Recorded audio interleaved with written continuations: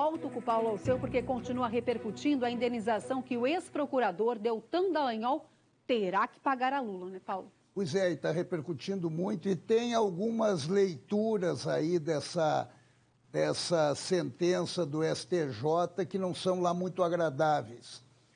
O fato de 4 ministros do STJ terem condenado quem combatia a corrupção a pagar indenização a quem promovia a corrupção levantou uma determinada preocupação. A decisão exigindo que o ex-procurador pague 75 mil para Lula foi tomada por 4 ministros. O baiano Luiz Felipe Salomão, o cearense Raul Araújo, o paulista Antônio Carlos Ferreira e o catarinense Marco Buzzi. Todos eles nomeados no período do governo petista, ou por Lula ou por Dilma. E essa sentença acabou impondo uma espécie de receio por parte daqueles que atuam contra a corrupção. Aí que está o ponto. Como procuradores, policiais federais e inclusive juízes. Parte de integrantes de cortes, né, que ficam preocupados com o que pode acontecer. De repente, eu não vou dar a minha cara para bater. Pô, se de repente eu vou ser punido porque eu estou combatendo a corrupção. É um absurdo isso. Além agora de exigir indenização, né? Numa total inversão de valores. Lula dizia que sua honra foi atingida. Que honra! As provas que Dallagnol apresentou em seus PowerPoints foram acatadas por juízes de primeira instância, por desembargadores do TRF da 4ª Região, onde inclusive foi aumentada a pena de Lula, e depois por 6 ministros do STJ.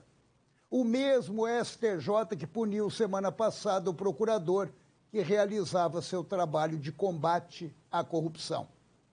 Além disso, a ministra Maria Isabel Galotti divergiu de seus colegas, foi a única que foi contra. Até porque a ação deveria ser dirigida ao Ministério Público Federal, ou seja, à União e não ao procurador que naquele momento estava exercendo suas funções. Mas foi voto vencido. Hoje existe um sentimento de retrocesso e não de avanço no combate à corrupção diante de decisões de alguns ministros de toga imperial. O STF proíbe usar as provas que condenaram Lula em 3 instâncias. É isso que ocorreu na realidade. Isso que aconteceu. E ele não é inocente como tenta impor. Todas as provas, por mais robustas, foram anuladas por alguns togados imperiais e Lula virou um descondenado. E essa operação começou com o ministro Edson Fachin, seguida pelos demais ministros do STF, entre eles Gilmar Mendes.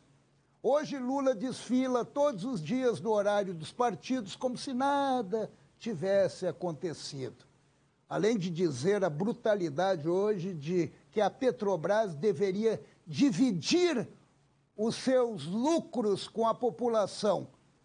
Quando ele foi presidente, ele não dividiu com a população. Dividiu com ele e o grupo dele, né? Os lucros. Decisões que colocam em xeque, na verdade, essas decisões das Supremas Cortes que colocam em xeque o combate à corrupção. Fica bem claro de onde vem a desmotivação e, inclusive, de repente, o receio de atuar contra esses criminosos, temendo, de repente, ser punido.